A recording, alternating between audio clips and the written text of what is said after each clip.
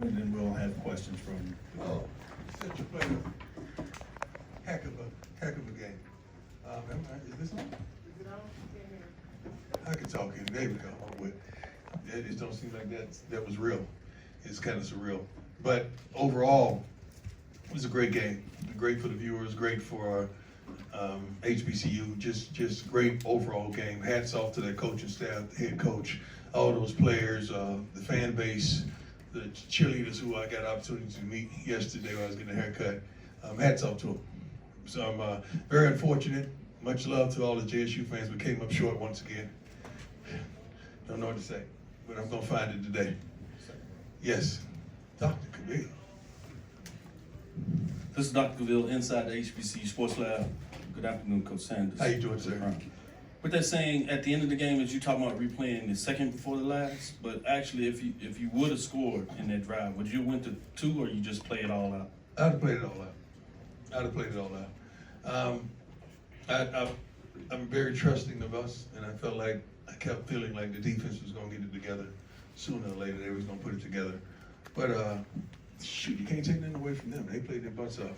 I think they ran 3 plays in this whole game, and it was very effective with those 3 plays. Bill Troche, Sporting News. Yesterday you said the emotions of the season ending would be tempered a little bit because you know you and Shador will probably be playing or being together again. After such an emotional finish, you still feel that way? The emotions came before the game. In the pre-game speech, it was you guys get to see it probably in 3 days or something like that. I think Tuesdays, we always put it out on Tuesdays. It was something to behold. It was a moment. It was a moment. The whole theme of the message was now. Just that word, now.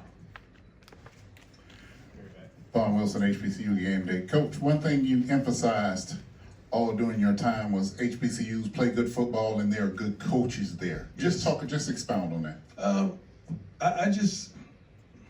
I can't speak for the coaches, and I don't know if that's the coach's dream in HBCU just to remain. I say that because there's some wonderful, very talented coaches that can coach their butts off, not just advance to a higher level of college football, but some of these guys should get an opportunity to coach in the NFL. I know Willie Simmons personally, and he is unbelievable as a head coach, as a coordinator. He whatever he chooses to do. And I hired Coach Dancy on my staff because of how good of a coach he is in a desolate place that he probably would have never won. But this man can coach his butts off. Coach McNair at Alcorn. I could go on and on and on, and they don't get credit. They really don't. And anytime I can shine light on them, I'm not just doing it just to shine light, because these guys are really good, and they should be noticed.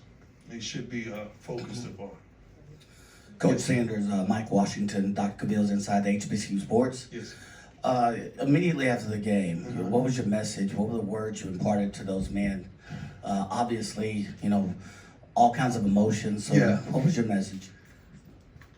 I don't recall, but it was, my stuff is not planned. So I don't even recall, because it just, once we got them all off the field and did the fight song, and I got a chance to shower and to reflect a little bit and think, then I just went out there and we prayed as a team, as we always do. Then I just gave them whatever God gave me. I don't even recall. I'm pretty sure we recorded it. We record every day. I keep receipts. So you'll probably see that. I don't know what my son schedules that to come out, but it was very thoughtful. It was very thoughtful. And it was still dealing with the theme of the now.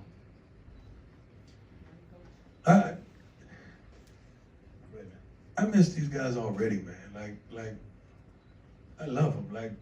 I don't know how other coaches get down, but these young men, as well as young women that's on the staff, equipment team, and the training staff, we're different. I think one of my gentlemen from Colorado, are you here?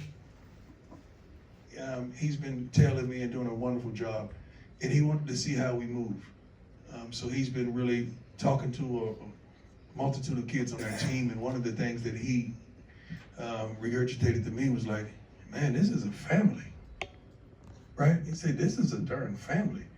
I said, yeah, I mean, it's not easily conceived, but we are. We love like that. We love like that, we truly do. 2 more questions.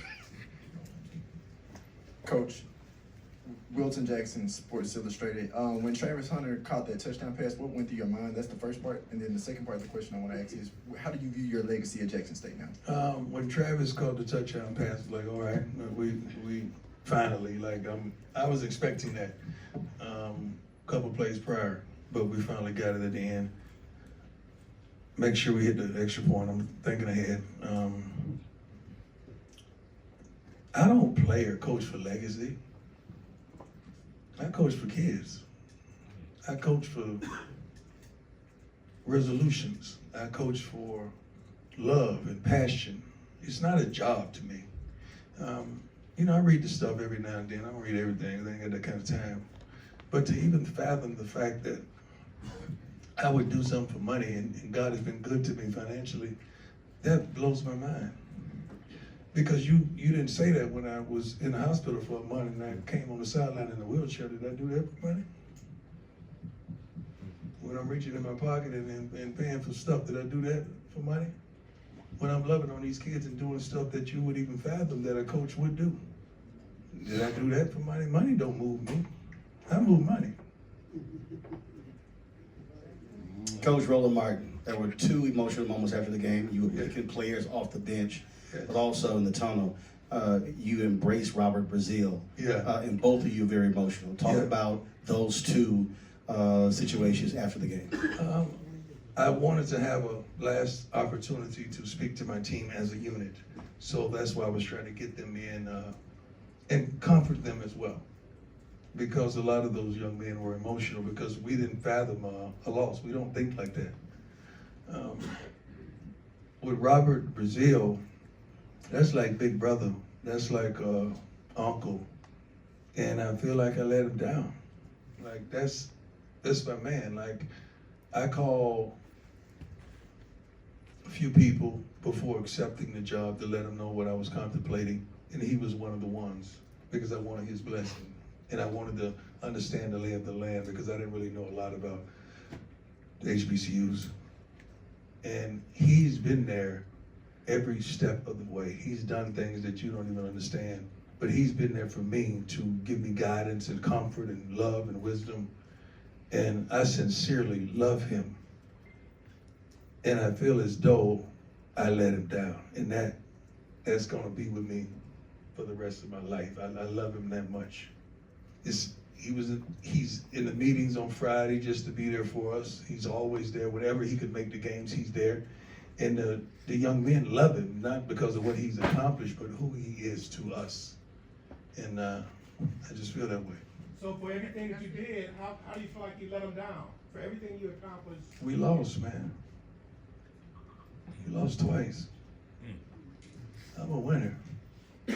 I know I don't just measure.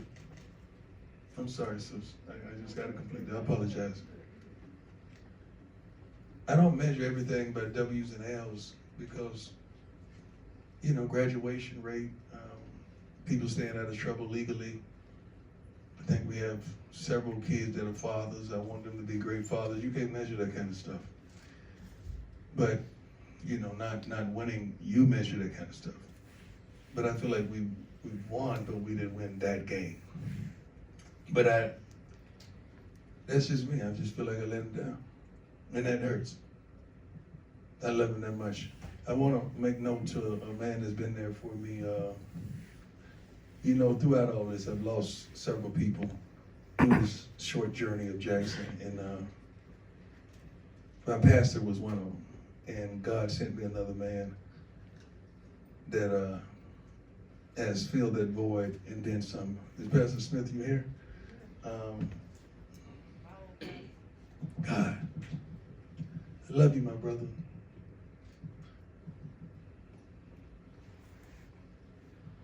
They don't understand what I dealt with in the hospital, do they? They have no clue. But you did, and you were there. And you came every time I needed you. Pick up the phone every time I call you.